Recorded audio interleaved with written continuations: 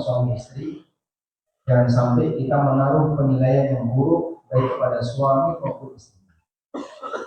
Termasuk juga Ali bin Abi Thalib bersama Fatimah radhiyallahu anha, mereka juga pernah mengalami seperti itu.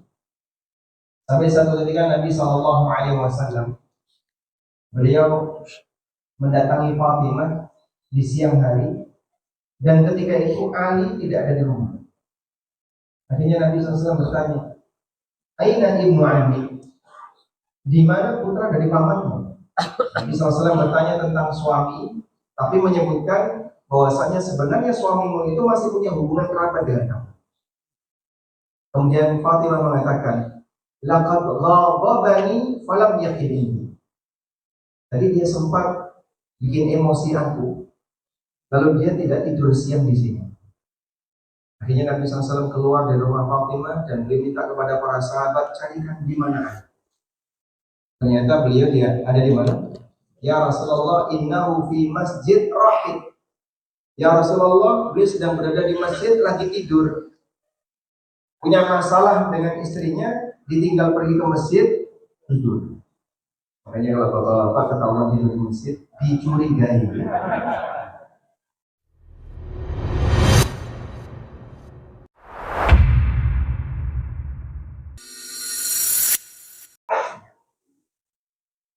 Assalamualaikum warahmatullahi wabarakatuh.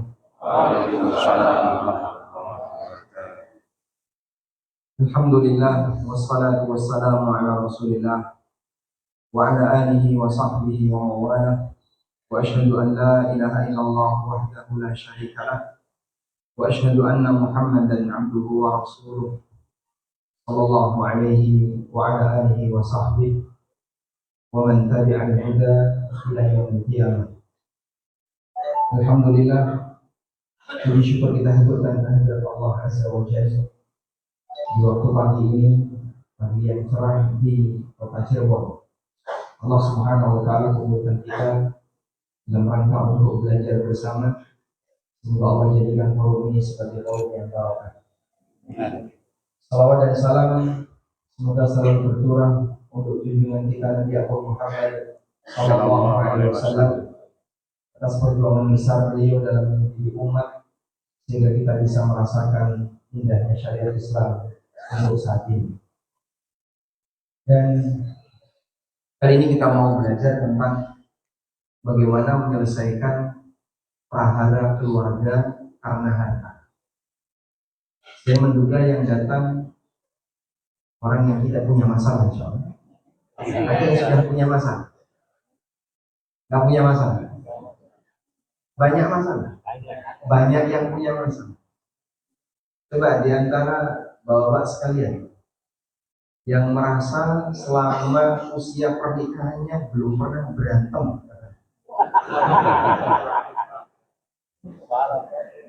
Ada? Nggak ada. Berantem semua. Nggak ada yang berantem. Belum bisa. Jadi belum pernah merasakan berantem. Berantem dalam keluarga itu satu hal yang buruk atau tidak? Atau lumrah? Kebayang nggak keluarga orang soleh yang pernah berantem dalam keluarga? Contohnya siapa? Ternyata keluarga para nabi juga mengalami. Termasuk juga keluarga para orang-orang soleh masa sih. Artinya kalau hanya sebatas kejadian berantem dalam keluarga, ini tidaklah kita jadikan sebagai standar baik dan buruknya seseorang. Nabi Ibrahim pernah punya masalah dengan istrinya Sarah. Rasulullah SAW junjungan kita sempat beberapa kali punya masalah dengan istrinya. Bahkan sampai sebagian di antara istri beliau ada yang diceraikan oleh beliau SAW. Artinya ketika ada sebuah keluarga kok berantem suami istri, jangan sampai kita menaruh penilaian yang buruk baik kepada suami maupun istri. Termasuk juga Ali bin Abi Thalib bersama Fatimah radhiyallahu anha, Mereka juga pernah mengalami seperti itu. Sampai satu ketika Nabi Shallallahu Alaihi Wasallam beliau mendatangi Fatimah di siang hari, dan ketika itu Ali tidak ada di rumah. Akhirnya Nabi SAW bertanya, Aina ibnu Ammi? Di mana putra dari pamanmu? Nabi SAW bertanya tentang suami, tapi menyebutkan bahwasanya sebenarnya suamimu itu masih punya hubungan kerabat dengan kamu. Kemudian Fatimah mengatakan, laqad ghabani falam yaqini. Tadi dia sempat bikin emosi aku, lalu dia tidak tidur siang di sini. Akhirnya Nabi SAW keluar dari rumah Fatimah dan beliau minta kepada para sahabat, carikan di mana. Ternyata beliau dia ada di mana? Ya Rasulullah, innahu fi masjid rahid. Ya Rasulullah, beliau sedang berada di masjid lagi tidur. Punya masalah dengan istrinya, ditinggal pergi ke masjid, tidur. Makanya kalau bapak-bapak ketahuan tidur di masjid, dicurigai.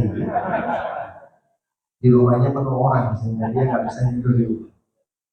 Ya Rasulullah, innahu fi masjid rahid. Beliau sedang berada di masjid lagi tidur. Akhirnya Nabi SAW datang ke masjid dan beliau bangunkan Ali bin Abi Thalib sambil mengatakan, Kum ya Aba Turab, kum ya Aba Turab.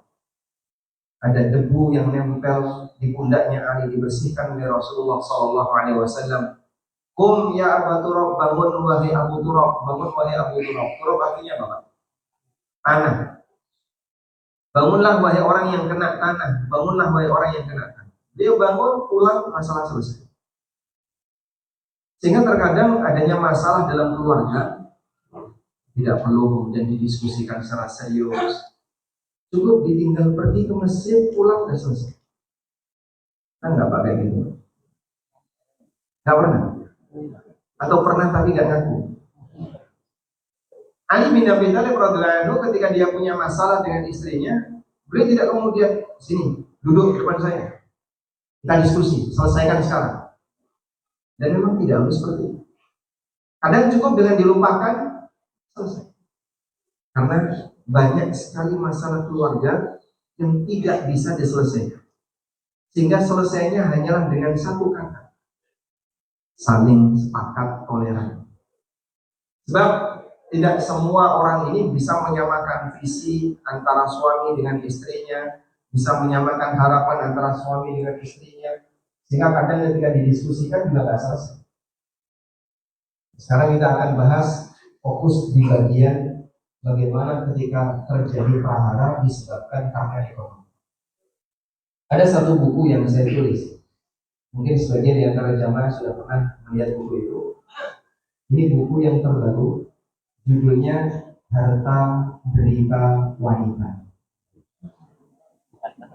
Jadi nggak mengerikan ya, tapi maksudnya adalah menjelaskan tentang kenapa terkadang dengan sebab harta itu sering terjadi perceraian, kemudian pertikaian antara suami istri, dan sebagian di antara korbannya adalah ibu-ibu yang sampai dia harus mengalami KDRT dan seterusnya. Baik, dalam buku ini kami membahas 4 pembahasan pokok. Yang pertama adalah pembahasan tentang bagaimana interaksi ideal seorang muslim dengan harta, agar dia tidak terlalu bernafsu dengan harta, tidak menjadikan harta itu sebagai satu-satunya tujuan dalam hidupnya, belajar untuk hidup lebih sederhana dan seterusnya. Kemudian yang kedua, kita belajar tentang pengantar fikih nafkah. Seperti apa kewajiban seorang suami kepada istrinya, kewajiban orang tua kepada anaknya. Ini dibahas dalam fikih nafkah. Lalu yang ketiga, kita bahas tentang prahara karena harta. Apa saja yang menjadi pemicu dan penyebab kenapa dalam rumah tangga itu sering terjadi perceraian, kemudian pertikaian antara suami istri, yang latar belakangnya adalah karena harta. Di sini saya menyebutkan ada 3 faktor utama. Kemudian yang terakhir berkaitan dengan keberadaan wanita karir yang mereka ingin mengembangkan karirnya dan bekerja baik untuk mendampingi suami atau dalam rangka untuk mempertahankan diri pada saat dia sudah tidak bersuami. Baik, kalau misalnya saya tanya ke ibu-ibu, nanti suaranya bisa terdengar ya. Rasulullah Shallallahu Alaihi Wasallam pernah menyebutkan, "Idza shallatil mar'atu khamsaha, wa shamat syahraha, wa ahsanat farjaha, wa ata'at ba'daha, qila laha udkhulil jannah min ayyi babin syi'ti." Ketika seorang wanita dia bisa menjaga sholat 5 waktu, dia bisa menjaga puasa Ramadan, dia bisa menjaga kehormatannya, dan dia taat kepada suaminya, maka dipersilahkan baginya, wahai ibu, silahkan masuk surga dari pintu manapun yang ibu inginkan. Jadi kata kunci wanita untuk bisa dapat surga 4 ini. Saya tanya kepada ibu-ibu, dari 4 ini yang paling berat yang mana? Yang keempat. Yang keempat, taat kepada suami. Masya Allah. Anda lebih senang mana? Hidup punya suami atau hidup tanpa suami? Tanpa suami. Katanya kita bikin masalah ya. Jadi saat kita tampilkan hadis ini kepada ibu-ibu, dari 4 ini sebenarnya yang paling berat yang mana? Rata-rata jawabannya yang keempat, taat kepada suami. Wanita ketika taat kepada suami itu sejatinya dia taat kepada siapa? Kepada Allah. Karena ada sebagian makhluk yang diperintahkan untuk taat kepada makhluk yang lain. Contohnya, anak diperintahkan untuk taat kepada orang tua. Masyarakat, rakyat diperintahkan untuk taat kepada pemerintah. Atiullah wa atiur rasul wa ulil amri minkum. Termasuk diantaranya adalah istri diperintahkan taat kepada suami. Kita nggak boleh berpikir kok enak jadi makhluk yang ditaati. Karena di balik ketaatan itu ada beban yang lebih berat. Di masa silam itu sempat terjadi fenomena ada sebagian wanita yang iri dengan laki-laki. Kenapa kok sampai iri dengan laki-laki? Ibu-ibu pernah nggak iri sama laki-laki? Nggak pernah ya? Alhamdulillah. Ada fenomena di mana wanita itu iri kepada laki-laki, sehingga dia pengen jadi laki-laki. Kenapa iri kepada laki-laki? Pertimbangannya bukan karena masalah taat, bukan karena masalah harta, bukan karena masalah warisan laki lebih banyak, tapi pertimbangannya karena laki-laki punya potensi pahala lebih besar. Bisa sholat Jumatan, bisa jamaah, bisa berjihad, sehingga potensi pahalanya lebih besar. Dan di zaman sekarang 3 amalan ini banyak lelaki yang tidak melakukannya. Jadi untuk zaman sekarang lelaki mirip seperti aktivitas hidupnya wanita dalam masalah ibadah.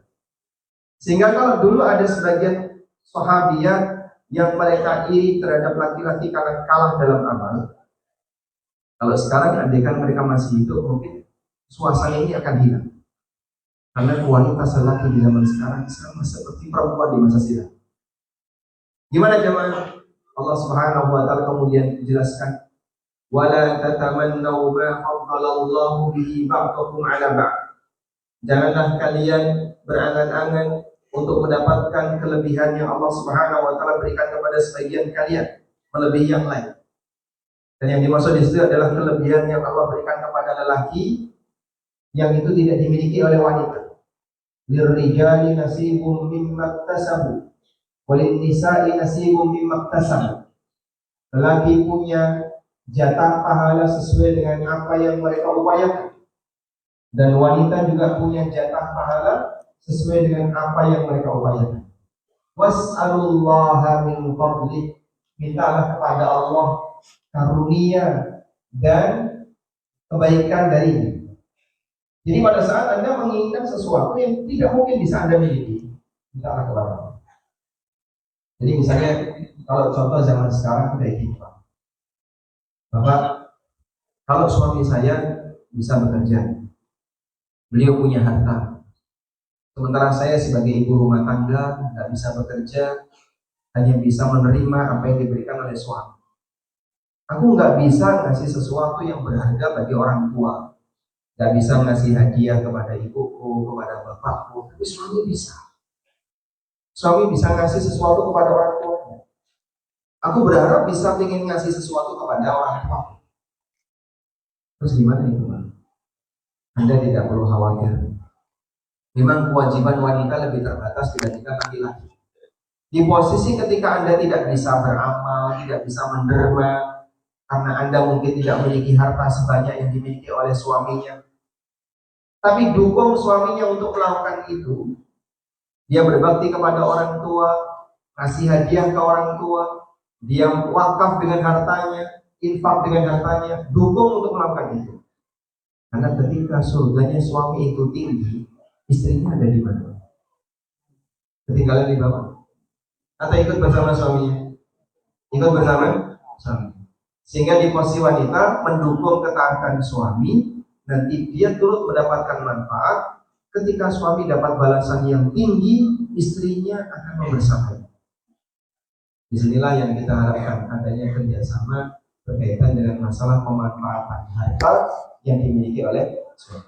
Baik, sekarang Bapak Ibu, coba kita lihat mulai dari awal, yaitu tentang membangun kesadaran terkait interaksi ideal dalam masalah harta. Kita meyakini bahwa semua pasti akan dihisab oleh Allah, termasuk diantara harta yang dimiliki oleh manusia. Allah Ta'ala berfirman, "Tsumma latus'alunna yawma idzin 'anil." Kemudian kelak di hari kiamat, sungguh kalian akan ditanya oleh Allah tentang aneka kenikmatan yang Allah berikan kepadamu. Tingkatan kenikmatan seperti apa sih Pak yang ditanya oleh Allah? Dalam sebuah hadis riwayat Tirmidzi, Nabi SAW pernah bersabda, "Inna awwala ma yus'alu anhu yawmal qiyamah, yakni al-'abda minan na'im." Sesungguhnya kenikmatan yang nanti akan pertama kali ditanya oleh Allah di hari kiamat, ayyuqala lahu, Allah akan bertanya kepadanya tentang kenikmatan itu, alam nusihha laka jismak wa nurwika minal ma'il barid. Bukankah aku telah memberikan kesehatan bagimu dan aku kasih kamu air minum yang segar? Inilah dihisab. Jadi kalau air seperti ini dihisab, kira-kira iPhone dihisab, kira-kira mobil dihisab. Jika yang seperti ini saja akan dimintai pertanggungjawaban oleh Allah, maka pakaian Anda, kendaraan yang Anda gunakan, aneka fasilitas hidup yang Anda miliki, semuanya akan dihisab oleh Allah. Karena itu, kesadaran pertama semacam ini perlu untuk kita tanamkan, dan ini akan memberikan pengaruh yang luar biasa berkaitan dengan bagaimana bisa mengatur hasrat seorang hamba terhadap masalah. Sehingga bagi mereka yang memiliki kekayaan yang lebih, Allah Subhanahu wa Ta'ala akan memberikan hisab yang lebih panjang, menyebabkan dia telat masuk surga. Antara muhajirin yang kaya dan muhajirin yang miskin, selisih masuk surganya berapa lama? Selama 40 tahun. Rasulullah SAW pernah mengatakan, "Inna fuqara'al muhajirin yadkhuluna al-jannah yasbiquna al-aghniya yaumal qiyamah ilal jannah bi 40 kharifan." Orang miskin di kalangan muhajirin masuk surga lebih dulu dibandingkan yang kaya di kalangan muhajirin. Sama-sama punya amal hijrah, tapi yang satu masuk surga lebih dulu. Selisihnya berapa? 40 tahun. Padahal sama-sama punya amal hijrah. Kita tidak punya amal hijrah, kira-kira selisihnya berapa? Dalam hadis yang lain yang diriwayatkan oleh Imam Ahmad, Rasulullah SAW mengatakan, "Yadkhulu fuqara'ul muslimin al-jannah qabla aghniyaihim binisfi yawmin wa huwa 500 'am." Orang miskin bukan muhajirin, orang miskin selain muhajirin akan masuk surga mendahului yang kaya dengan selisih waktu setengah hari, sama dengan 500 tahun. Makanya kita layak heran kalau ada orang yang iri dengan orang yang kaya, berarti dia iri dengan orang yang telah masuk, yang hisabnya lebih banyak. Nah, ini contoh bagaimana kita bisa menanamkan suasana batin berkaitan dengan keyakinan bahwa kita akan dihisab, bahwa di posisi ini kita akan bisa lebih mengatur keinginan hati. Diri kepada orang yang lebih kaya sama dengan diri kepada orang yang hisabnya lebih rendah. Selanjutnya, di sana ada fenomena yang pernah disampaikan dalam Al-Quran tentang antara harapan dengan keadaan. Ada orang bercita-cita A, tapi oleh Allah Subhanahu wa Ta'ala dijadikan minus A. Ada yang bercita-cita B, tapi keadaannya oleh Allah justru dijadikan minus B. Berkebalikan dengan yang menjadi harapan. Allah Subhanahu wa Ta'ala berfirman, yamhaqullahu riba wa yurbi as-sadaqah. Allah mengembangkan riba, Allah membinasakan riba dan mengembangkan sedekah. Orang yang bertransaksi riba, tujuannya apa? Biar makin kaya, hartanya makin bertambah. Tapi hasilnya apa? Dibinasakan oleh Allah. Orang yang sedekah, secara lahiriah materinya berkurang. Tapi oleh Allah Subhanahu wa Ta'ala, wa yurbi as-sadaqah, Allah kembangkan sedekah. Al-Hafidz Ibnu Katsir ketika menafsirkan ayat ini, Anda boleh catat ya. Ada satu kaidah bagus dari Al-Hafidz Ibnu Katsir. Beliau mengatakan, wa hadza min babil muamalah binaqidil maqsud. Wa hadza min babil muamalah binaqidil maqsud. Ayat ini menjelaskan tentang adanya bentuk muamalah, balasan yang diberikan oleh Allah kepada hambanya berkebalikan dengan obsesi. Ayat ini menjelaskan balasan yang diberikan oleh Allah kepada hambanya berkebalikan dengan obsesi. Apa? Saya itu sudah berusaha untuk melakukan planning yang bagus, perencanaan yang baik, biar nanti sukses, biar nanti berhasil. Tapi kok makin iri, tambah miskin. Bisa jadi karena obsesimu terlalu tinggi dalam masalah dunia, maka kemudian dibalas oleh Allah, dia makin nyungsep dalam urusan. Karena salah satu faktor yang menyebabkan seseorang itu diberi balasan oleh Allah adalah berkebalikan dari maksud dan tujuannya. Dan ini sejalan dengan hadis Nabi SAW. Dalam sebuah hadis yang diriwayatkan oleh Tirmidzi dan dinilai sahih oleh Syekh Albani, Nabi SAW pernah mengatakan, man kanatil akhiratu hammahu, barang siapa yang menjadikan akhirat sebagai harapan terbesar dalam hidupnya, ja'alallahu ghinahu fi qalbi, maka Allah Subhanahu wa Ta'ala akan jadikan ghinahu, rasa kaya. Kaya yang dimaksud di sini apa? Merasa cukup, ada di hati. Ja'alallahu ghinahu fi qalbi, Allah akan jadikan perasaan merasa cukup ada di hati.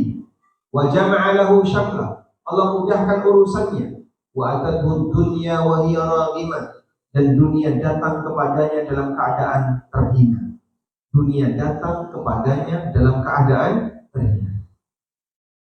Wa man kanatid dunya hammahu, sebaliknya, siapa yang menjadikan dunia sebagai obsesinya, ja'alallahu faqrahu baina 'ainai, Allah jadikan rasa fakir ada di hadapannya.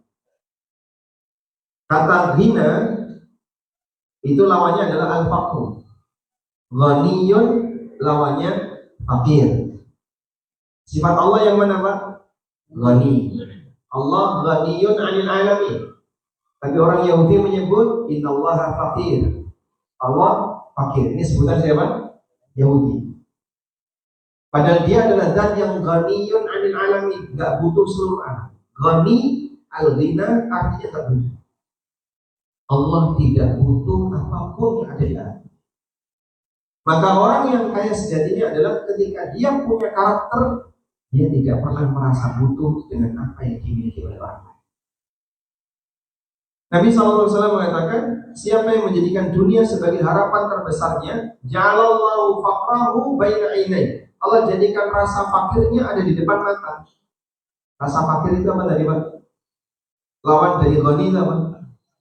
Kalau ghani tadi apa artinya? Enggak butuh. Berarti kalau fakir, orang fakir itu artinya orang yang butuh.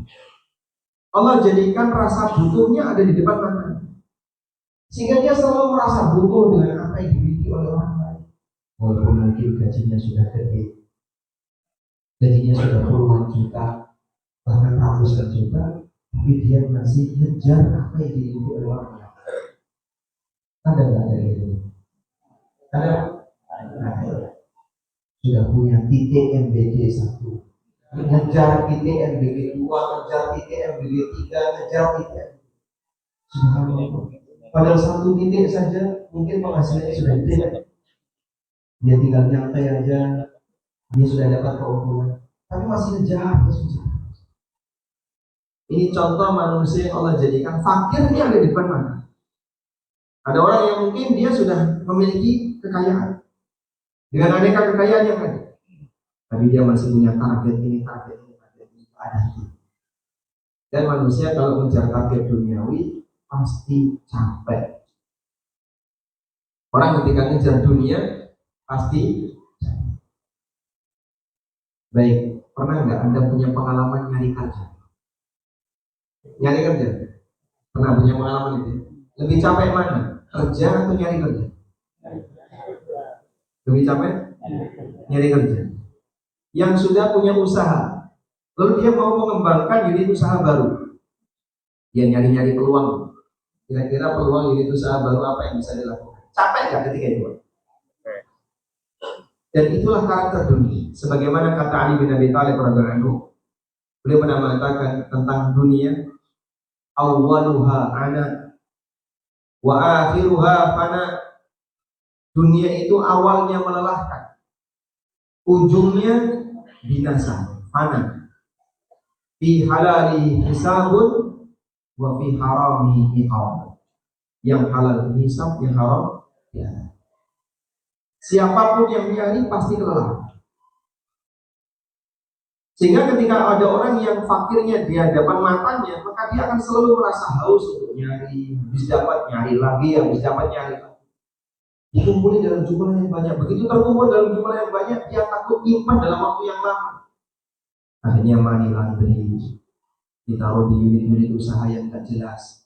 Sudahlah, yang penting pokoknya nggak kelihatan. Pada saat dia sudah menerima itu, dia ketakutan untuk menyimpannya. Dan itulah karakter harta haram. Saat menerima ketakutan, nyimpan ketakutan, saat menggunakan, bagaimana dia bisa hidup nyaman? Kalau ternyata sebab, kemarin saya ketemu dengan beberapa pengusaha emas. Jadi sejak ada peraturan pemerintah bahwa penambangan ilegal sudah tidak boleh lagi dilakukan, karena negara dirugikan dengan nilai sekian miliar atau sekian triliun, dan para penadah toko-toko emas itu disuitin. Itu Masya Allah, orang-orang kaya ketakutan yang nyimpan emas. Nanti mereka harus gimana caranya bawa emas ini nggak tahu. Dalam kondisi itu, suasana ketakutan terjadi di antara mereka sendiri. Makanya orang tidak akan bisa menikmati harta dengan maksimal di posisi ketika dia. Sehingga jangan sampai Bapak Ibu, harta yang Anda simpan menyebabkan Anda ketakutan. Itu azab. Sebelum nanti akan ada azab yang kedua. Azab pertamanya adalah orang ini diazab dalam bentuk hartanya menjadi sumber.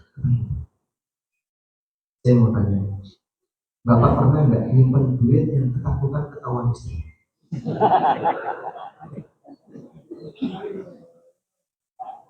Nggak takut? Nggak takut. Benar. Sehingga disimpan di mana, jangan sampai ketahuan ya. Soalnya nggak ada yang disimpan. Ada nggak fenomena kayak gitu, Pak? Ada ya. Jadi dia ketika nyimpan duit itu jangan sampai ketahuan istri. Saat ketahuan, ketakutannya Masya Allah. Jadi kira-kira duit seperti ini nikmat atau adab? Adab. Maka solusinya gimana Pak? Kasihkan itu. Lebih baik transparan daripada jadi suami yang serba. Setuju Pak? Keberatan gak ya? Kalau ibu setuju? Dengerin Pak ya. Karena Anda akan merasa tertekan kalau misalnya Anda menyimpan sesuatu, menyimpan barang tertentu yang berharga, tapi kemudian dipengaruhi dengan tekanan dari orang lain, Anda ketakutan. Gimana bisa menikmati? Sebagian suami misalnya punya perhiasan tertentu, ini jangan sampai ketahuan istri saya. Dia mau jadikan sebagai simpanan pribadi. Baik. Selanjutnya, wa farraqa alaihi syaqqa. Hukuman yang kedua, Allah buat kehidupannya itu susah. Sehingga dimanapun dia beraktivitas selalu punya masalah. Di sini punya masalah, di sini punya masalah, di sini punya masalah. Mungkin dia kaya, tapi musuhnya banyak. Di kantor dia punya masalah, di lingkungan dia punya masalah, di keluarga dia punya masalah. Barangkali hartanya banyak, tapi di saat yang sama yang masalah dengan dia banyak. Walam ya'tihi minad dunya illa ma qudira. Sementara dunia yang diberikan kepadanya hanya sebagian kecil yang ditakdirkan. Hartanya banyak, tapi dia tidak bisa menikmati. Ya mungkin sebagai contoh ada sebagian orang yang dia punya banyak sekali properti di Indonesia, tapi dia nggak berani pulang ke Indonesia. Dia menjadi orang yang ditargetkan oleh masyarakat sampai dia keluar negeri dan sembunyi di luar negeri. Hartanya ada di mana, tapi dia nggak berani datang ke hartanya. Gimana kira-kira gitu? Tidak bisa menikmati hartanya. Baik. Sekarang sebutkan contoh nyata Pak Ustaz. Ada nggak orang yang dikejar dunia dalam kondisi dunia itu terhina di hadapan? Saya akan ceritakan sosok seorang Muslim. Dia bukan nabi, bukan sahabat. Artinya memungkinkan untuk diikuti dan disamai. Karena kalau cerita ini berkaitan dengan nabi, barangkali kita tidak mungkin bisa menyamai. Ada manusia yang bisa ditiru, tapi tidak bisa disamai. Siapa itu? Para nabi. Ada manusia yang bisa ditiru dan tidak bisa disamai selain para nabi, para sahabat. Karena mereka punya keistimewaan yang lebih dibandingkan manusia biasa. Nah yang saya ceritakan ini bukan nabi, bukan sahabat, tapi tabi'in. Beliau bernama Salim bin Abdillah bin Umar bin Khattab. Tadi apa namanya? Cucunya Umar. Anaknya siapa? Sahabat Abdullah bin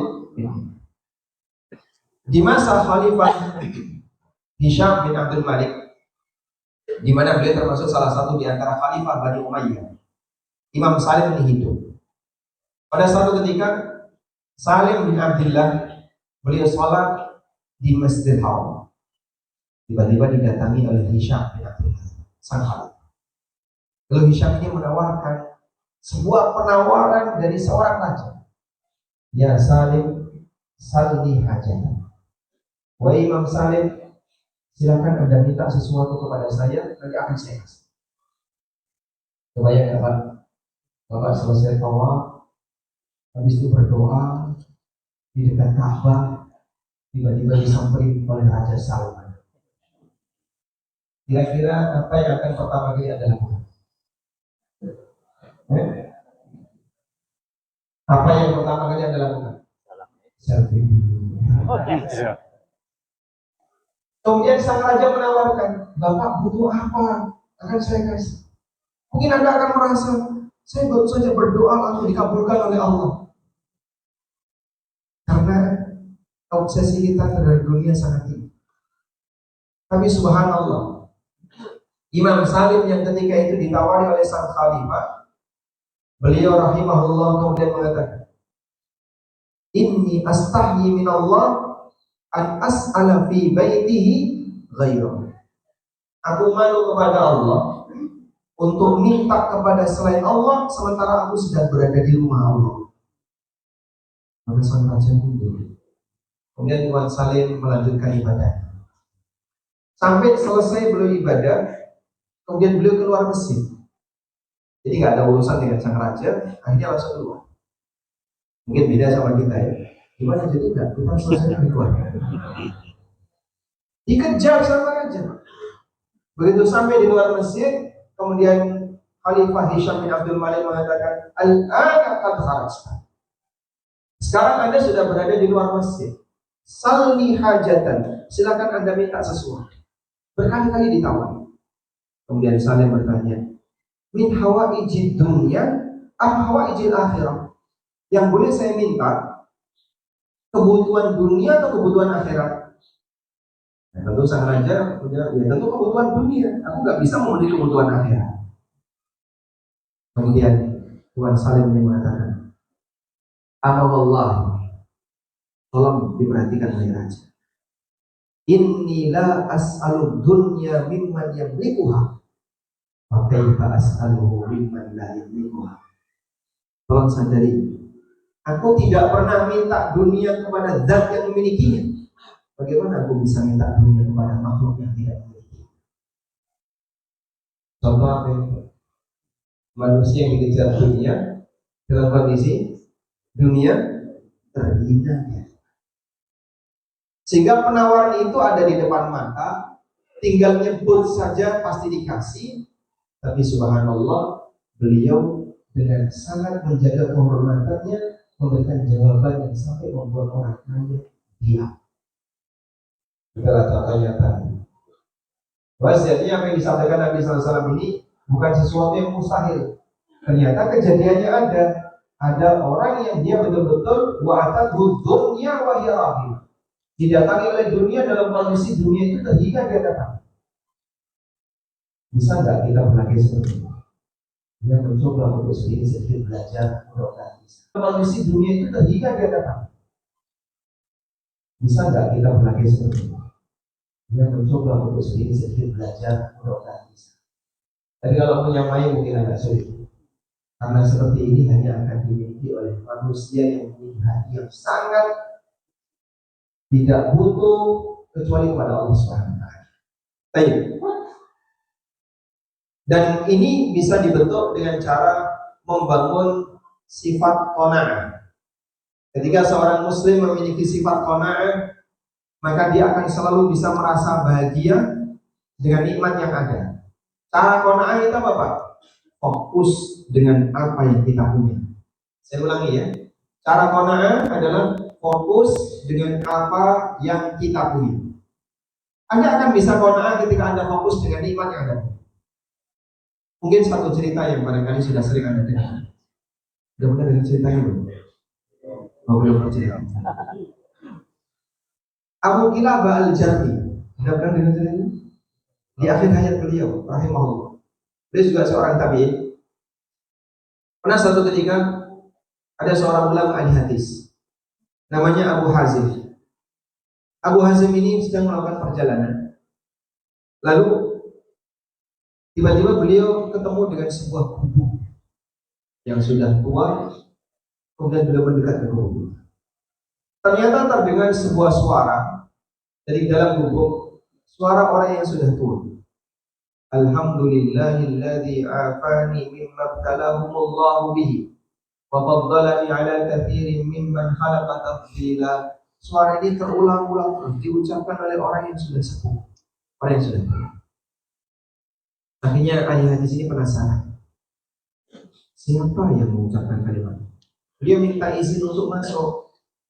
Setelah diizinkan, ternyata yang dijumpai adalah orang yang sudah sepuh, dalam posisi lumpuh, matanya buta, dan hidup sendirian.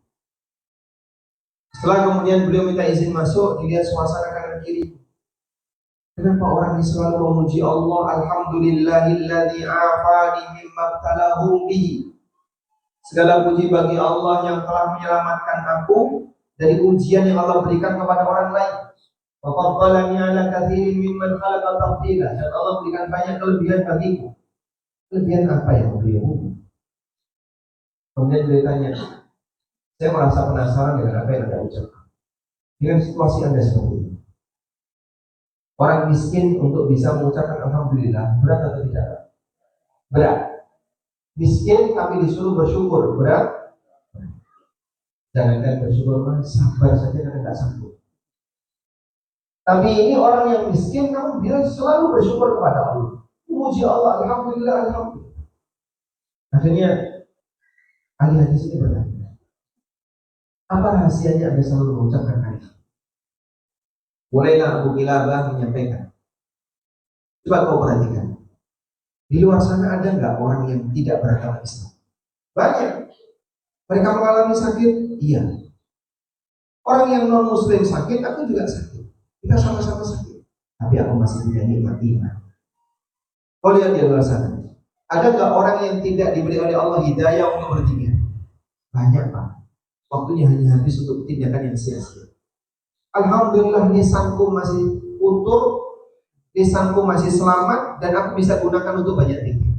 Sementara di sana banyak orang yang lalai untuk berzikir. Kau lihat di sana, ada nggak orang yang nggak bisa duduk? Banyak. Mereka hanya bisa berbaring. Dan aku masih bisa duduk. Kemudian dia menyebutkan 1-2 nikmat-nikmat yang masih melekat pada diri. Itulah cara orang agar dia bisa selalu bersyukur, fokus dengan nikmat yang ada. Tapi kalau manusia selalu melihat nikmat kepada orang lain, yang terjadi dia akan melupakan nikmat yang ada pada diri. Bahkan sampai pada titik meremehkan nikmat ini. Makanya Nabi SAW menyarankan, dalam urusan dunia, lihat kemana Pak? Dalam urusan dunia orang lain, lihat kan? Sehingga begitu ketemu orang, lihat sepatunya.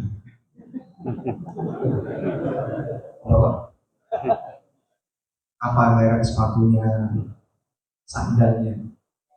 Apa tujuan kita diperintahkan melihat ke bawah? Agar kalau Anda menjawab agar bisa bersyukur, keliru. Maksud Nabi SAW ketika beliau merintahkan kita untuk melihat ke arah bawah, bahwa ajdaru alla tazdaru ni'matallahi alaikum. Karena ini bisa membuat kalian tidak meremehkan nikmat Allah yang Allah berikan kepada kalian. Karena interaksi manusia dengan nikmat itu ada 3 tingkatan. Bersyukur ini yang paling tinggi, meremehkan ini yang paling rendah, tengahnya ini tidak bersyukur, tidak meremehkan, ya boleh disebut hamba. Jadi setidaknya kalau kau tidak bisa bersyukur, minimal jangan sudah nggak bisa syukur meremehkan. Kapan orang itu menjadi meremehkan nikmat? Saat dia fokus dengan nikmat orang. Dia akan meremehkan nikmat yang ada pada dirinya. Terjadi reunian setelah 30 tahun lulus SMA, terus ketemu reunian. Begitu pulang, suasana batin suami istri beda. Istrinya lihat suaminya, terus tuh, kenapa sampai dia batinnya gitu? Tadi sempat melirik punya temannya. Karena dulu kan kita dulu satu SMA sekelas, keluarnya bareng, artinya kan satu usia. Tapi kok suami saya batin? Suaminya lihat ke istrinya, kok makin bulat. Dari situ terjadi karena dia sempat lirik. Makanya yang seperti ini tolong diwaspadai, sehingga interaksi antar sama hamba terkadang menyebabkan orang itu sampai meremehkan nikmat yang ada pada diri. Sehingga caranya gimana Pak? Biar ini tidak terjadi. Fokus dengan nikmat yang ada pada diri kita, syukuri apa yang ada. Dan ketika melihat nikmat orang lain, lihatlah kepada yang lebih. Baik. Selanjutnya, bagi para istri, hendaknya dia berusaha untuk mendukung suaminya. Dukungan dengan apa Pak? Minimal dengan pesan moral yang membuat suami itu bisa lebih tenang dan nyaman, terutama saat mencari dunia. Ini saya ceritakan ya. Ada satu penggalan kisah yang pernah terjadi di zaman Hasan al-Basri. Hasan al-Basri tinggal di mana? Di Irak. Karena beliau bukan orang Mekah, beliau tinggal di Irak. Suatu ketika beliau datang untuk haji ke Mekah. Kemudian beliau ketemu dengan penjual kain. Begitu mendekat, si penjual kain ini langsung bersumpah memuji kainnya berlebihan. Sampai Hasan Al-Basri menilai tidak benar ini orang. Ini. 2 tahun berikutnya, Hasan Al-Basri haji lagi. Ketika di Mekah, beliau ketemu dengan penjual kain yang sama. Tapi kali ini cara beliau dalam menawarkan barang jauh lebih santun, jauh lebih terhormat, tidak terlalu bernafsu, tidak bersumpah, dan sampai Hasan Al-Basri ini penasaran. Kenapa kok ada perubahan seperti ini? Apakah sudah mendengarkan radio As-Sunnah? Atau sudah nonton AIB Channel? Atau sudah kenal Sunnah atau bagaimana? Karena ada perubahan yang sangat jauh. Maka beliau bertanya, wahai Kisanak, bukankah aku sudah pernah ketemu Anda sekian tahun yang lalu? Dia bilang, betul. Kenapa ada perubahan cara kamu dalam berdagang? Lalu dia mulai bercerita. Ceritanya begini, karena ini imra'atun. Aku dulu punya istri yang sangat nyaman. In ji'tuha biqalilin nazarathu. Kalau aku pulang dengan membawa duit sedikit, diremehkan. Wa in ji'tuha bikathirin tallalathu. Kalau aku pulang dengan membawa duit yang banyak, dianggap sedikit. Jadi suami ini pusing, tiap hari pulang selalu punya masalah dengan istrinya. Kalau nggak berantem, ya berantem banget. Isinya cuma tegang. Hingga abang pulang bawa uang, jadi sayang, abang pulang nggak bawa uang, dimusnahkan. Tsumma amataha Allah. Kemudian Allah matikan istri saya ini. Alhamdulillah. Bacanya benar apa? Innalillahi wa inna. Fatazawwajtu imra'atan ba'daha. Setelah itu saya menikah dengan seorang wanita yang jauh lebih qanaah setelah kematiannya. Fa idza aratul ghuduwa ila suq. Setiap kali saya mau berangkat ke pasar, akhadat bimajami thiyabi. Dia langsung memegang baju saya. Jadi bajunya suaminya ditarik. Ini suami kurang, istri kurang ajar atau istri dia? Baju suaminya ditarik. Bukan ditarik karena perlawanan, tapi ditarik karena sayang. Kemudian wanita ini mengatakan, ya fulan, ittaqillah wa la tut'imna illa tayyiba. Wahai suamiku, bertakwalah kepada Allah dalam mencari harta. Jangan kau memberikan makan kepada kami kecuali yang halal. Injil kami qalilin kastarna. Jadi kalau abang pulang dengan membawa duit sedikit, saya anggap itu banyak. Wa illam ta'tina bi syai'in anna. Kalaupun abang pulang tidak membawa apapun, nanti saya tanya. Masya Allah. Pesan seperti ini menerang batin. Coba pedagang di pasar katakan. Pedagang di pasar pernah nggak digituin sama istri? Ya pernah. Jadi sebelum berangkat kemudian ditarik bajunya. Hati-hati bertakwa kepada Allah. Bapak yang lain ada nggak? Nggak pernah. Nggak pernah. Sudah berapa tahun nikah? 35 tahun. Nggak pernah diberangkat kayak gitu. Atau mau diganti yang lain? Jadi pesan sederhana seperti ini terkadang bisa membuat batin seorang suami jadi lebih tenang, lebih nyaman, sehingga suami tidak terlalu bernafsu ketika mencari harta. Terutama mohon maaf ya, barangkali ada sebagian di antara ikhwah yang bekerja di unit usaha atau menjual jasa tapi tidak tentu hasilnya. Misalnya driver ojol atau kerja di area tertentu yang kadang ada, kadang tidak, kadang laku, kadang tidak. Terkadang dukungan istri cukup berpengaruh biar mereka bisa tenang ketika berangkat, tenang ketika pulang. Maka ibu-ibu ya, ini mungkin pesan Anda mungkin yang punya suami dengan kerja yang sudah pasti seperti aparat negara atau karyawan BUMN. Alhamdulillah Anda berada di posisi yang mungkin lebih aman. Dibandingkan teman-teman Anda yang mungkin suaminya kerjanya nggak pasti, kadang ada penghasilan, kadang tidak. Mungkin ujian Anda lebih berat. Tapi tolong tenangkan batin suami. Mas nggak perlu takut, berangkat dengan tenang, pulang tenang, apapun hasilnya saya terima. Insya Allah nanti dia datang dengan membawa hasil yang lebih baik. Baik. Selanjutnya, ancaman kebahagiaan itu ada pada satu penyakit hati, yaitu hasad. Orang jadi tidak merasa bahagia dengan nikmat yang dia punya karena dia punya hasad. Karena itulah diantara kesempurnaan nikmat yang Allah berikan kepada penduduk surga, Allah Subhanahu wa taala mencabut apa Pak? Sifat hasad yang ada pada diri. Allah taala berfirman, "Wa naza'na ma fi sudurihim min ghillin ikhwanan ala sururin mutaqabilin." Kami cabut rasa kebencian dan hasad dari hati mereka, sehingga mereka bisa menjadi hamba yang bersaudara. Jadi karena hasadnya sudah dicabut, maka antara penduduk surga itu bertingkat atau satu tingkatan? Bertingkat. Antara satu penduduk surga dengan penduduk surga yang lain, mereka tidak saling iri. Antara mereka yang berada di tingkatan paling rendah dengan yang tingkatan paling tinggi, tidak saling iri. Karena itu ada sebuah perkataan yang disampaikan oleh Ibnul Jauzi. Beliau pernah mengatakan dalam kitab beliau Sayyidul Khatir, "Wa ma taba 'aisyu ahlil jannah illa hina nuzi'al hasad wal ghillu min sudurihim."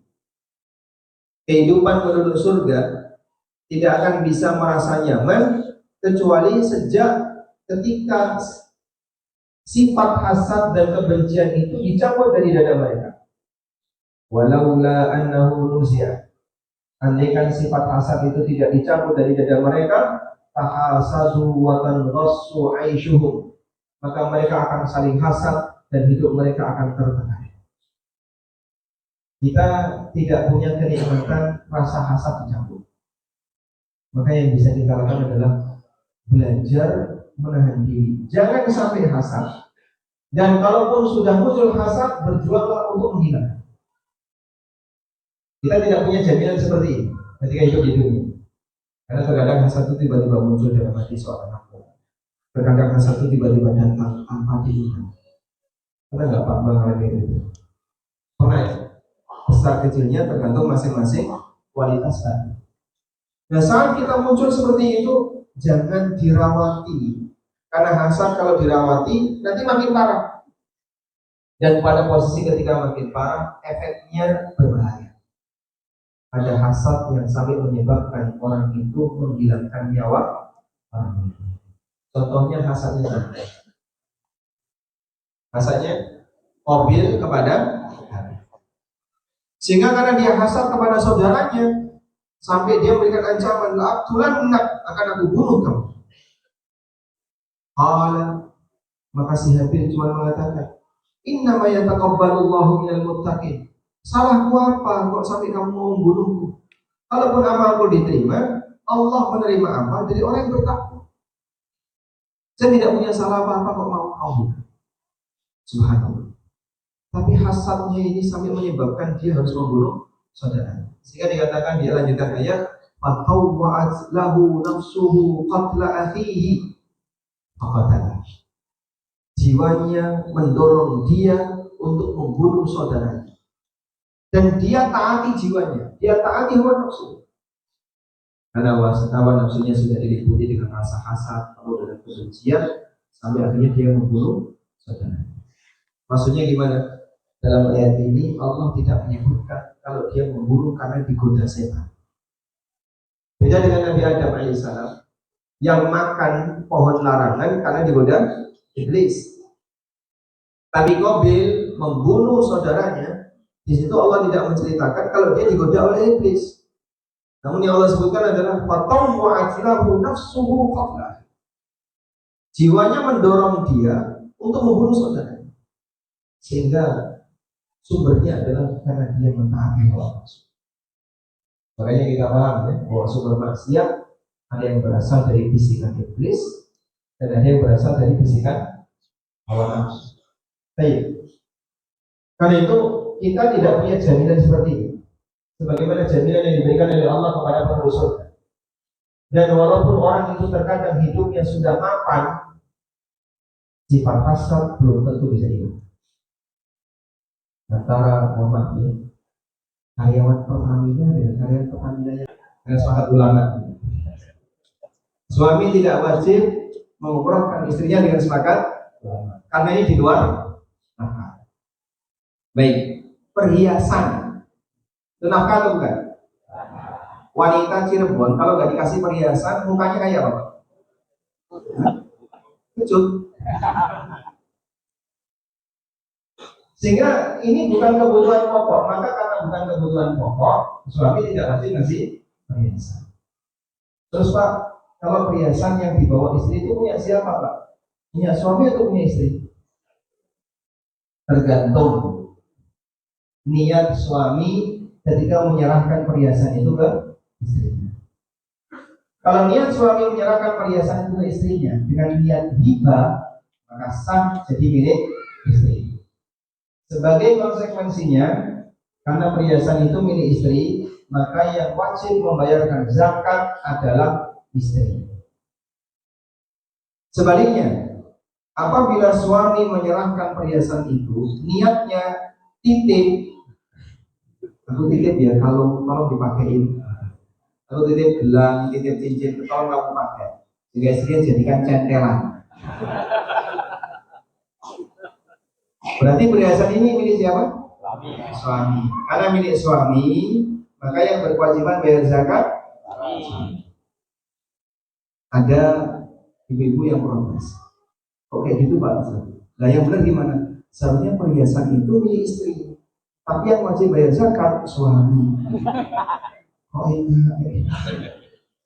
Kalau ada untung dapat untung, begitu ada resiko rugi, jangan nanggung. Kayak gitu Pak. Bapak kayak gitu nggak? Sabar Pak ya. Ayo. Sehingga perlu dirunut dulu kepemilikannya, ini punya siapa, apa akadnya, dan bagaimana niat suami ketika memberikan itu. Karena nanti konsekuensinya adalah berkaitan dengan masalah perhitungan zakat. Sebab zakat suami istri dalam Islam itu dipisahkan. Suami ngitung hartanya sendiri untuk dizakati sendiri. Istri ngitung hartanya sendiri untuk dizakati sendiri. Walaupun bisa jadi saldonya dicampur, tapi kepemilikan ketika dalam perhitungan zakat nanti tetap dipisahkan. Baik, selanjutnya ada warisan. Yang ketiga tadi adalah warisan. Apa itu warisan? Warisan adalah perpindahan harta dari pemilik kepada orang lain setelah pemiliknya mati. Dan warisan ini nilainya sudah ditetapkan oleh syariat, oleh Al-Quran. Dan warisan sifatnya ijbari. Ijbari itu apa Pak? Otomatis. Otomatis itu artinya tanpa akad. Sehingga ketika si A mati, otomatis hartanya si A jadi milik siapa? Ahli waris. Baik ada akad maupun tidak ada akad, baik pernah ngomong maupun tidak pernah ngomong, otomatis harta yang dimiliki oleh si A pasca kematiannya akan menjadi milik ahli waris. Ketika ada seorang bapak emosi sama anaknya, terus dia bilang sama anak pertama, pergi kau dari rumah ini, aku tidak lagi mengakui kau sebagai anakku. Setelah marah, mati. Anaknya dapat warisan. Kenapa dapat? Karena anak tetap. Sehingga tidak ada istilah dianulir dari status anak tidak. Kamu tak coret dari kakak. Percuma saja. Dan terus aku anaknya siapa Pak? Tidak tahu. Meledak ke waktu. Tidak ada istilah manusia keluar dari batu. Sehingga yang namanya anak selamanya akan jadi anak. Makanya kalau misalnya Pak, saya mergoki istri saya berzina dan dia hamil, saya tidak mau mengakui ini sebagai anak. Solusinya gimana? Cerai, nggak selesai. Solusinya adalah li'an. Sehingga sang suami bisa mengajukan ke pengadilan tentang kasus yang dialami oleh istrinya, dan dia tidak mengakui anak yang ada dalam kandungan istrinya. Dalam proses li'an ketika dikabulkan, maka anak ini nanti tanpa nasab, sehingga dia dinasabkan kepada ibunya, bukan kepada bapaknya, bukan kepada suami dari wanita. Baik, kita lanjutkan. Selanjutnya ada beberapa kaidah berkaitan dengan masalah nafkah. Kaidah yang pertama mengenai sebab nafkah. Seseorang berkewajiban untuk memberikan nafkah karena 3 sebab. Seseorang berkewajiban untuk memberikan nafkah karena berapa sebab? Pernikahan, kekerabatan atau nasab, dan yang ketiga kepemilikan. Pernikahan, nasab, kepemilikan. Dan kewajiban nafkah karena pernikahan hanya untuk satu orang, istri. Selain istri tidak ada. Sehingga istri wajib atau suami wajib berikan nafkah kepada istri dan tidak berlaku sebaliknya. Dan apakah seorang suami wajib memberi nafkah kepada mertua? Wajib atau tidak? Tidak. Kenapa? Karena bukan termasuk di antara orang yang dalam lingkaran yang wajib di. Dan mertua bisa jadi mahram, tapi mertua tidak dapat warisan, mertua tidak dapat nafkah.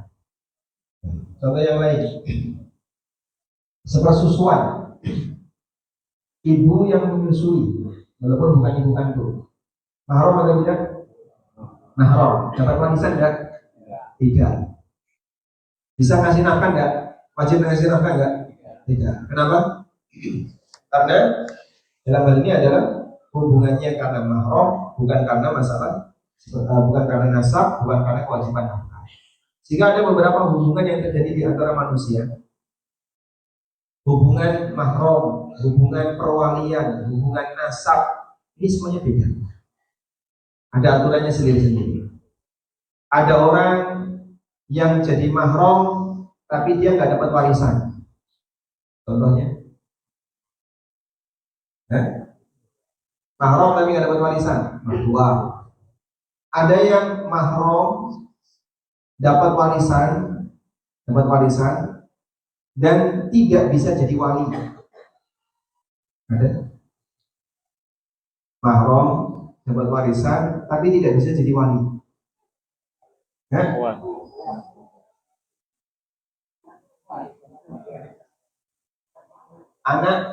Anak perempuan nggak bisa jadi wali bagi ibunya. Contoh yang lain adalah saudara seibu. Saudara seibu itu bisa dapat warisan, tapi dia nggak bisa jadi wali. Dan kita maksud laki-laki. Bapak punya atau ada seorang wanita punya saudara laki-laki seibu. Saudara laki-laki ini tidak bisa jadi wali. Ada yang bukan mahram, nggak dapat warisan, tapi bisa jadi wali. Aman dapat warisan. Aman mahram juga. Bukan mahram, nggak dapat warisan, tapi bisa jadi wali. Silakan dicari.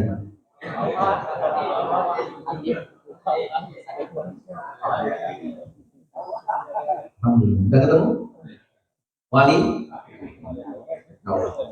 Nah, seperti ini perlu dipahami ya. Jadi ada hubungan beragam dalam diri manusia, ada hubungan kemahraman, ada hubungan perwalian, ada hubungan nasab, ini beda-beda.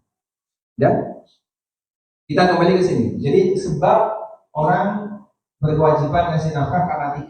Nafkah, nasab, kepemilikan. Nafkah karena pernikahan sudah kita sebutkan tadi ya, yaitu istri. Yang kedua, nafkah karena nasab. Nafkah karena nasab itu cuma 2 jalur, usul, furu'. Usul itu jalur naik, furu' itu jalur turun. Berarti usul itu siapa saja Pak? Orang tua, kakek nenek, dan seterusnya ke atas. Kalau furu', anak, cucu, cicit, cangga, wareng, udek-udek, dan siwur, dan seterusnya. Dan hubungan ini mereka berkewajiban mengasih nafkah, batasnya adalah selama tidak mampu. Jadi kalau ada yang tanya, Pak, orang tua ngasih nafkah ke anak itu batasnya sampai kapan, Pak? Apa batasnya? Sampai A, sampai anaknya balik. B, sampai anaknya kerja. C, sampai anaknya mampu. Yang mana? A, B, C. Balik. Begitu nggak sudah balik, orang tua nggak wajib ngasih nafkah. Terlantar nanti. Sampai C, sampai anaknya mampu.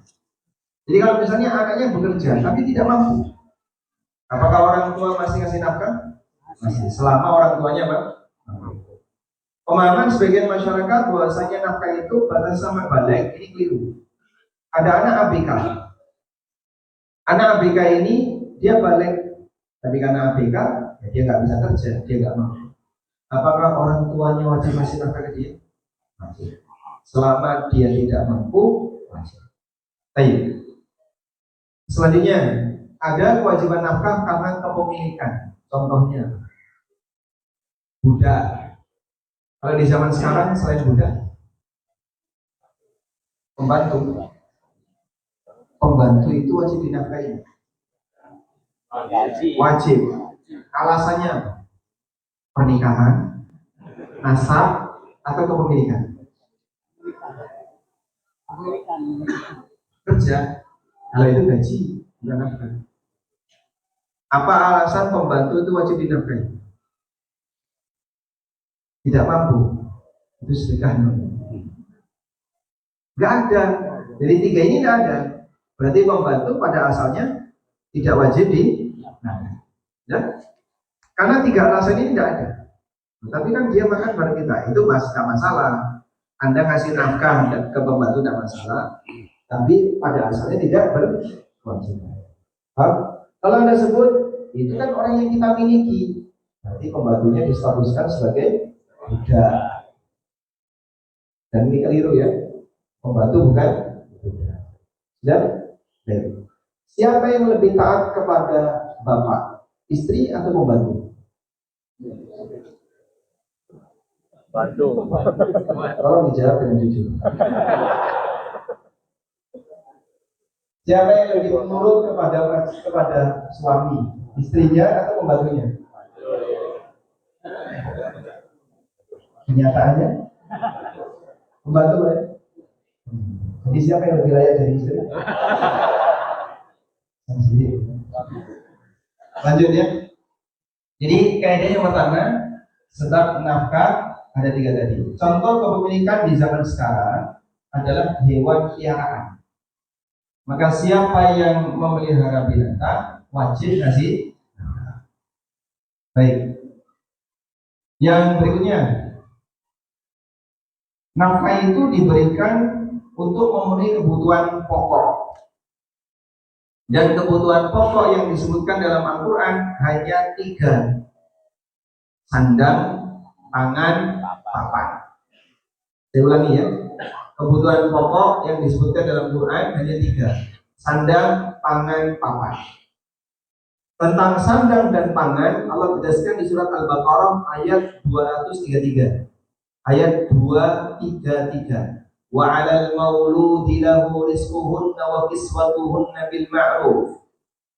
Bagi para kepala rumah tangga, mereka wajib memberikan nafkah berupa rizquhunna, makanan, wa kiswatuhunna, dan pakaian bil ma'ruf, dengan cara yang wajar.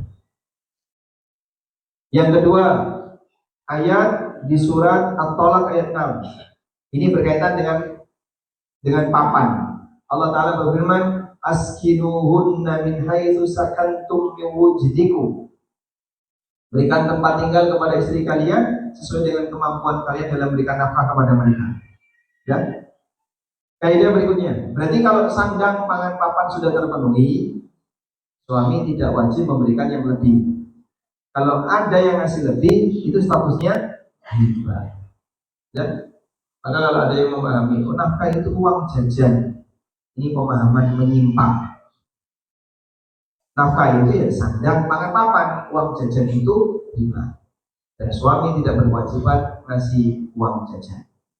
Selanjutnya, nilai kebutuhan pokok masing-masing orang berbeda. Karena itu standar nafkah dikembalikan ke uruf yang berlaku di masyarakat. Dikembalikan ke apa? Uruf. Dikembalikan kepada standar yang berlaku di masyarakat. Dan tadi sudah kita spill di awal ya. Selanjutnya, kaidah yang keempat. Pemberian harta melebihi dari kebutuhan pokok statusnya hibah atau hadiah. Dan ini tidak wajib. Kaidah yang kelima. Perbedaan agama tidak mempengaruhi kewajiban nafkah.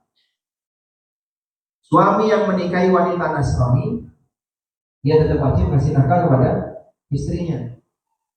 Demikian pula ketika ada beda agama antara anak dan orang tua tetap wajib memberikan nafkah kepada anaknya. Selanjutnya yang keenam, kewajiban memberikan nafkah disesuaikan kemampuan si pemberi nafkah. Karena manusia tidak dibebani melebihi dari kemampuannya. Allah Ta'ala berfirman, liyunfik dhu sa'atin min sa'atih wa man qudira alaihi rizquhu falyunfik mimma ataahu Allah. Hendaknya masing-masing orang memberikan nafkah sesuai dengan tingkat kemampuannya. Yang ketujuh,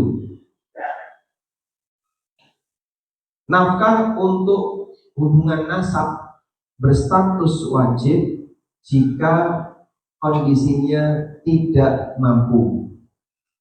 Berbeda dengan nafkah untuk istri, berstatus wajib apapun kondisi istri.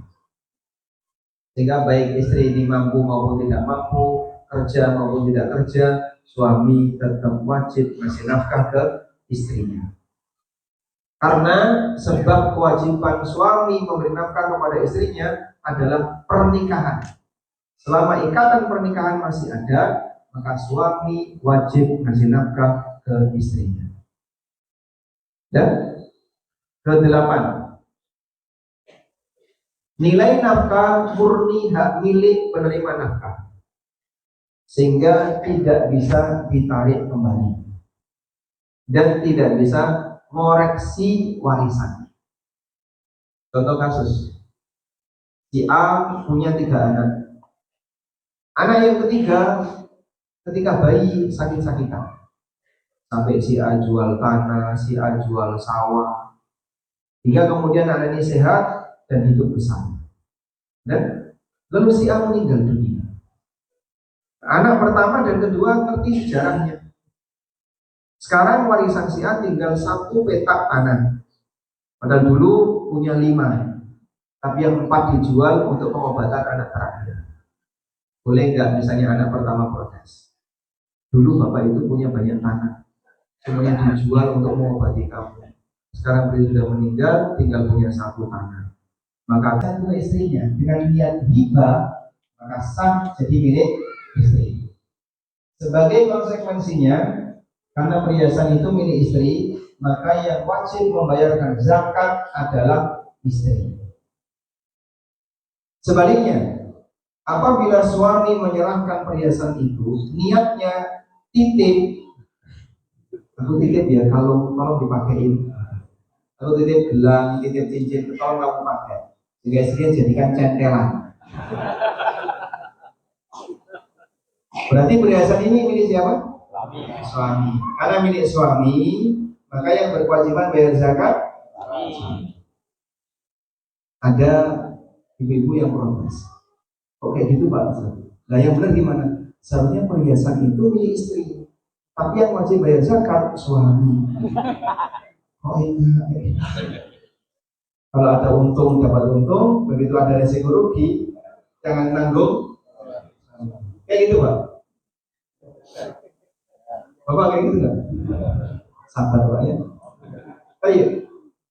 Sehingga perlu dirunut dulu kepemilikannya, ini punya siapa, apa akadnya, dan bagaimana niat suami ketika memberikan itu.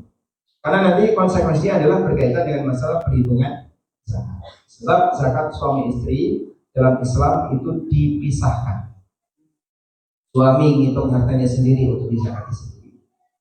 Istri ngitung hartanya sendiri untuk dizakati sendiri. Walaupun bisa jadi saldonya dicampur, tapi kepemilikan ketika dalam perhitungan zakat nanti tetap dipisahkan. Baik, selanjutnya ada warisan. Yang ketiga tadi adalah warisan.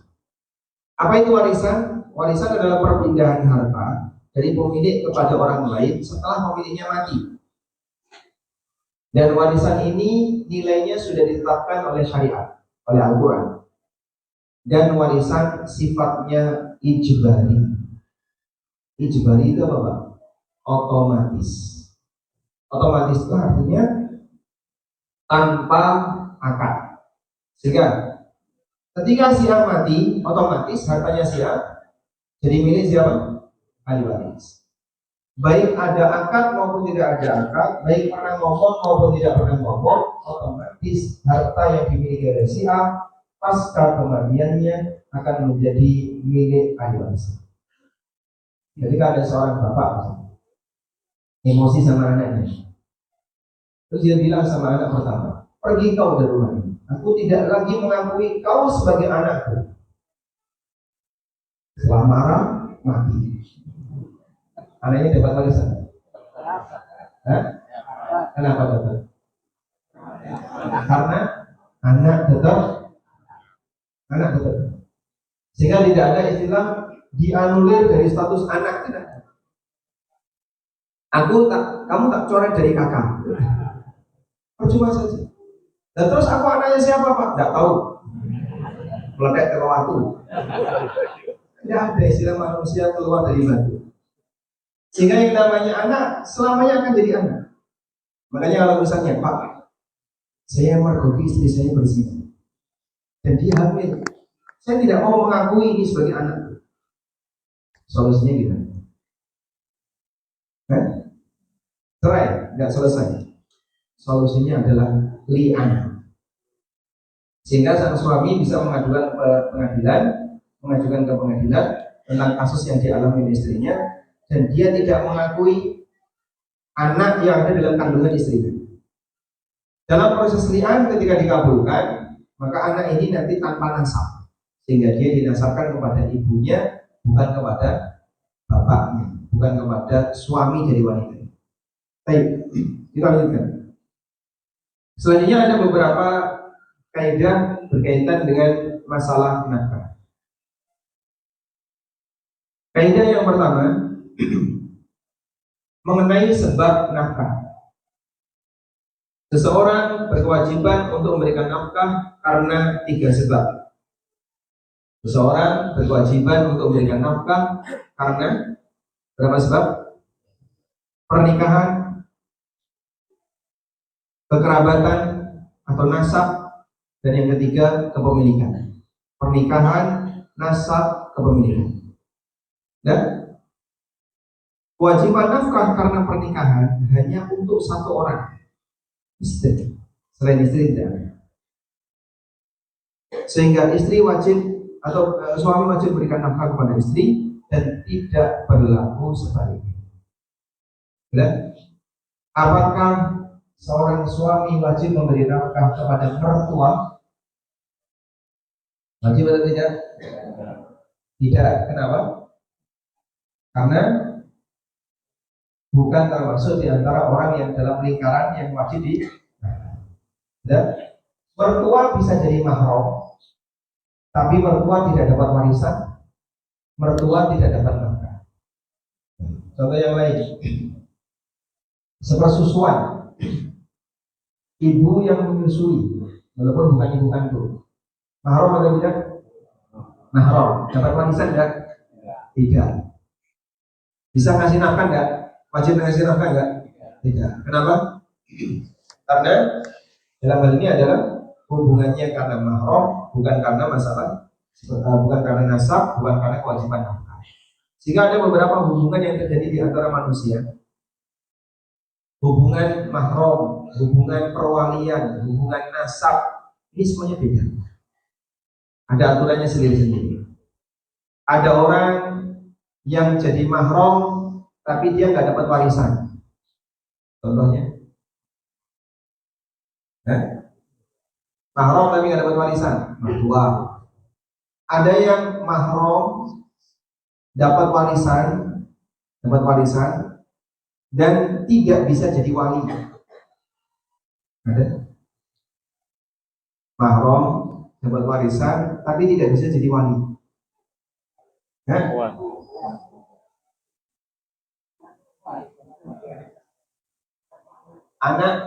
Anak perempuan nggak bisa jadi wali bagi ibunya. Contoh yang lain adalah saudara seibu. Saudara seibu itu bisa dapat warisan, tapi dia nggak bisa jadi wali. Yang kita maksud laki-laki. Bapak punya atau ada seorang wanita punya saudara laki-laki seibu. Saudara laki-laki ini tidak bisa jadi wali. Ada yang bukan mahram, nggak dapat warisan, tapi bisa jadi wali. Aman dapat warisan. Aman mahram juga. Bukan mahram, nggak dapat warisan, tapi bisa jadi wali. Silakan dicari.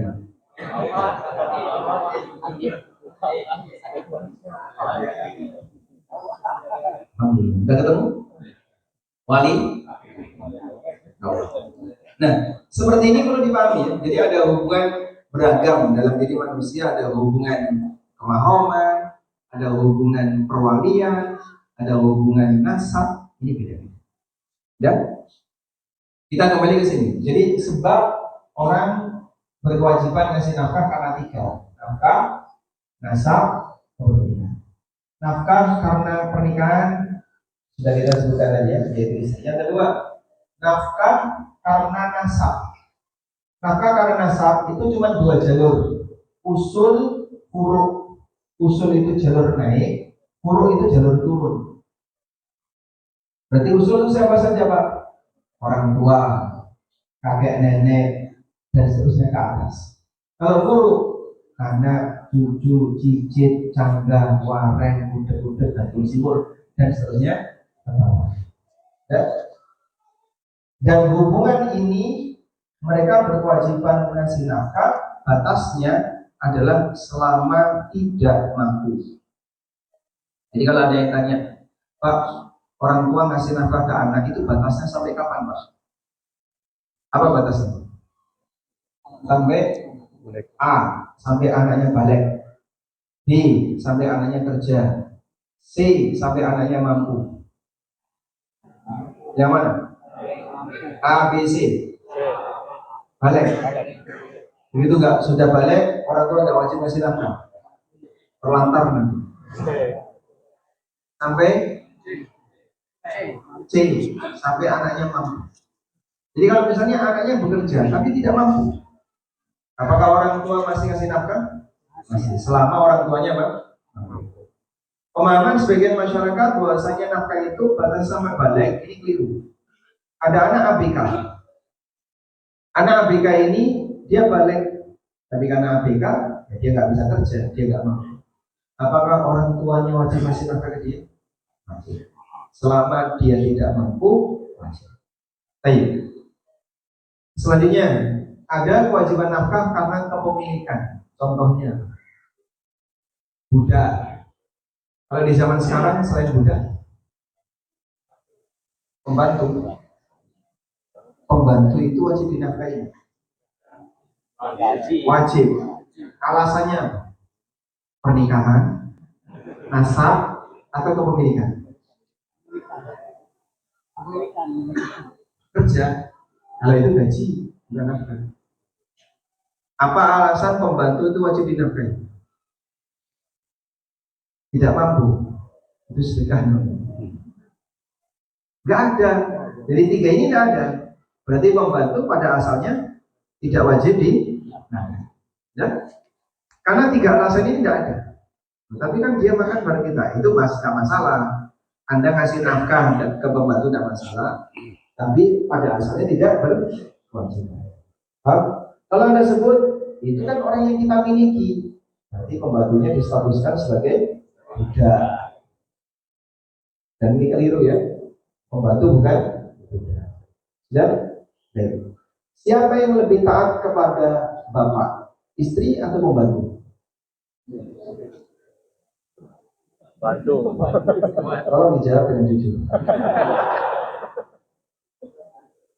Siapa yang lebih menurut kepada suami, istrinya atau pembantunya? Kenyataannya pembantu ya. Jadi siapa yang lebih layak jadi istri? Lanjut ya. Jadi kaidah yang pertama, sebab nafkah ada 3 tadi. Contoh kepemilikan di zaman sekarang adalah hewan piaraan. Maka siapa yang memelihara binatang wajib kasih nafkah.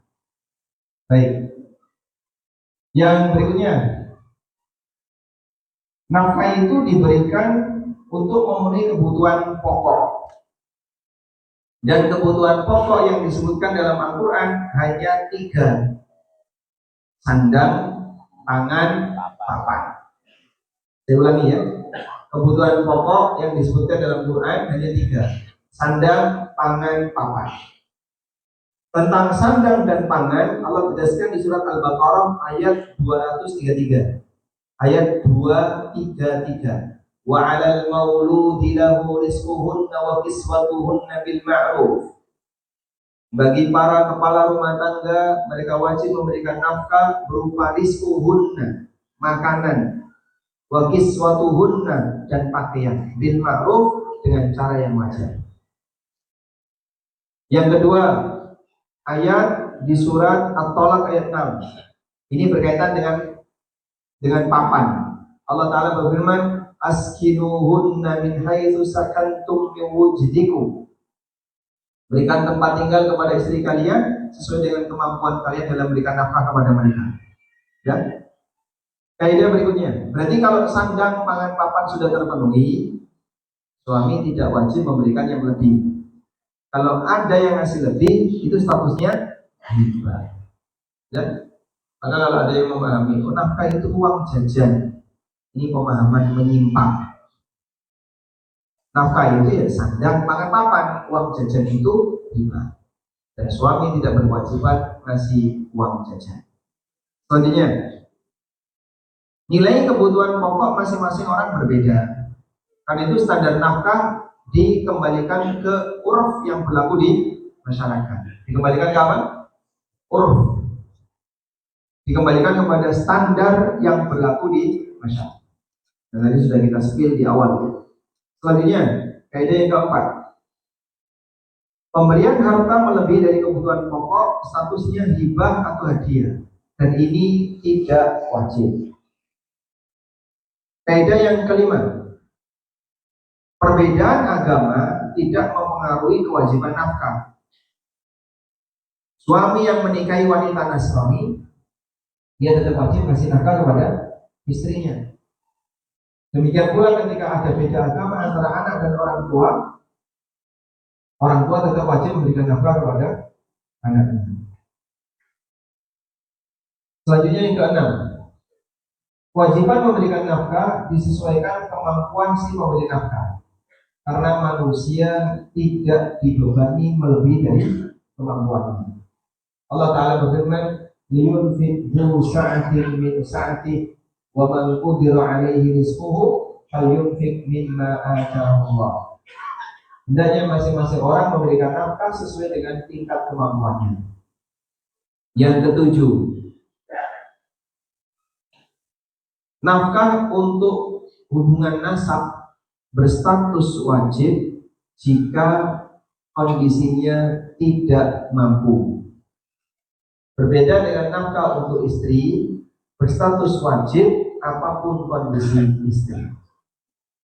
Sehingga baik istri ini mampu maupun tidak mampu, kerja maupun tidak kerja, suami tetap wajib ngasih nafkah ke istrinya. Karena sebab kewajiban suami memberi nafkah kepada istrinya adalah pernikahan. Selama ikatan pernikahan masih ada, maka suami wajib ngasih nafkah ke istrinya. Dan kedelapan, nilai nafkah murni hak milik penerima nafkah. sehingga tidak bisa ditarik kembali dan tidak bisa mengoreksi warisan. Contoh kasus, si A punya 3 anak.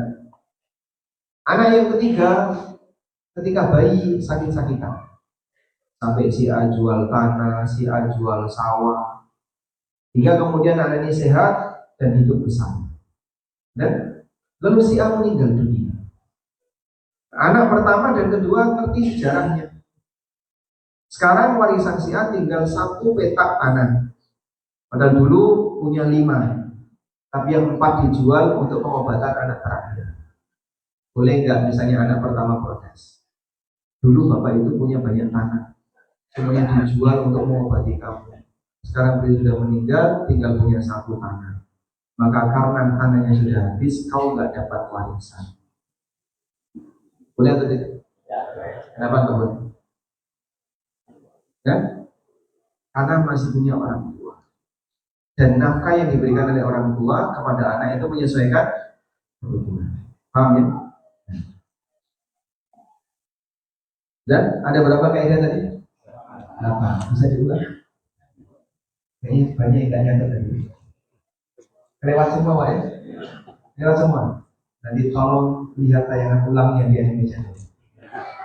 Baik, yang terakhir sekarang kita akan bahas sengketa dalam rumah tangga karena masalah harta. Setidaknya ada beberapa